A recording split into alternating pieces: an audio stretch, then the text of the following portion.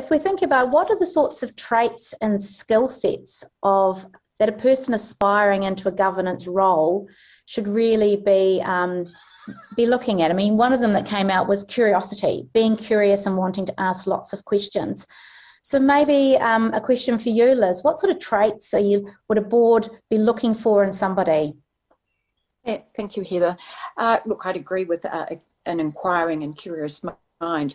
But when I think about this, I think about it in terms of, as a chair, these days, what I look for in directors. And the first is I look for people who've got the time and the interest, that they're passionate and that they will give us the time. Yes, we're looking for an inquiring mind and someone who's curious.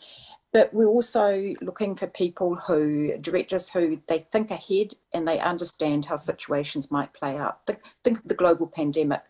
It's a good example regarding seeing something quite unimaginable. We're looking for people who are insightful, with, more insightful than just straight financial skills. I also asked some of my colleagues, well, why did they feel that I'm where I am today? And they were unanimous in telling me that's because I take ownership and they trust me. Mm-hmm. Now, and I think about that and I said, well, why do they think I take ownership? And I think it's probably because I've, rightly or wrongly, I try and make it easier for the people around me, removing whatever barriers they might have, taking something off their plate, and that might be the wrong thing to do, but it just builds that relationship and it builds that trust.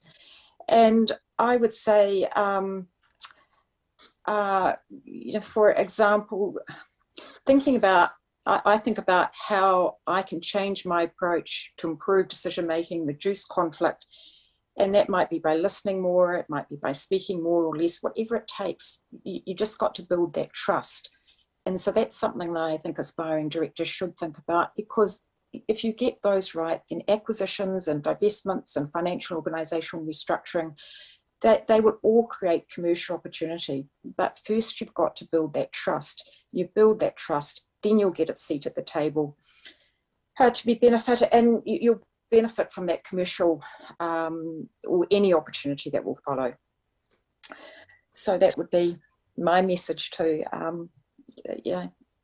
the directors of the future.